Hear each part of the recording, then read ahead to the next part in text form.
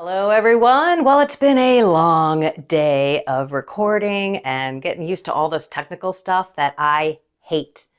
I hate it. I hate it. I hate it. But I think I have something new now. If I continue to keep coming up into my set, now I can actually use my hands and not have anything like my gimbal, like move the. I'm sure I'll still use that on occasion when I'm on site somewhere. But I just wanted to come and share a little bit about what's going on with me, and I'm really kind of sad. I'm losing my spiritual director, Father Caliente.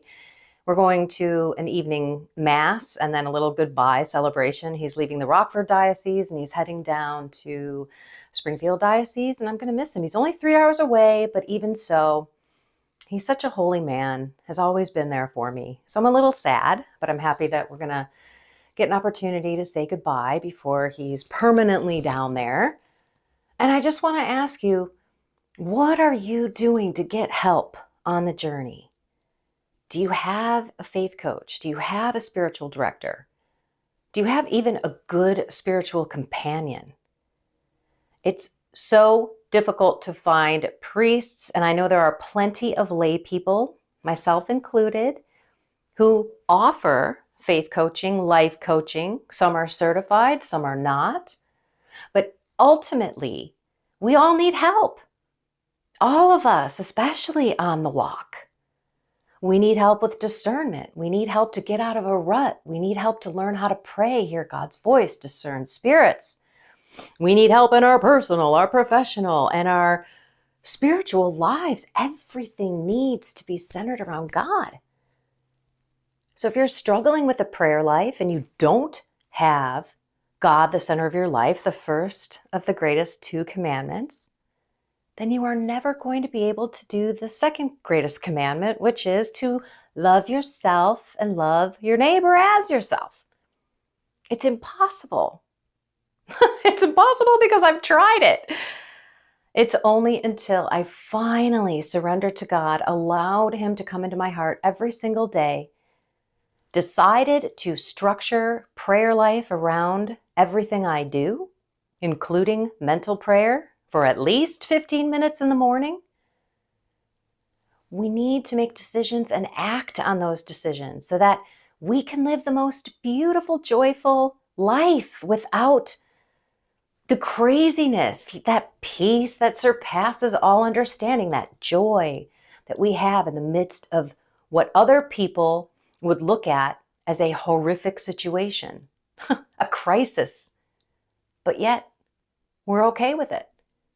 And that only happens if you have that relationship with God, let alone evangelizing, which we're all called to do. We're called to be saints, and we're also called to be disciples and make disciples. So if we're not evangelizing, it's probably because we're scared. We don't know the faith, perhaps. Maybe we don't know the Bible. And therefore, we don't have a prayer life and we don't ask the Holy Spirit to speak for us. So we just shut our mouths because we're afraid. You can't evangelize if you don't have a prayer life. That's kind of how it goes, hand in hand, hand in hand. So, what are you doing to deepen your relationship with God? Who are you getting help from? Doesn't have to be me, but I'd love to do it. Send me a note, Kendra@KendraVonEsch.com, or check my video prayer course. I'll put the link down in the description. So make sure that you take your life in your own hands. You are responsible for you. You're responsible for choosing to love God, choosing to build a prayer life, choosing to be a faithful servant and do what it is that you're called to do, which is go be a disciple and make disciples. And it's not easy if we don't have God in our hearts and truly there to transform us so that we can live for that audience of one, learn what we need to learn, take that knowledge and understanding and allow God to move it, those 12 inches down to our heart where it becomes God's wisdom.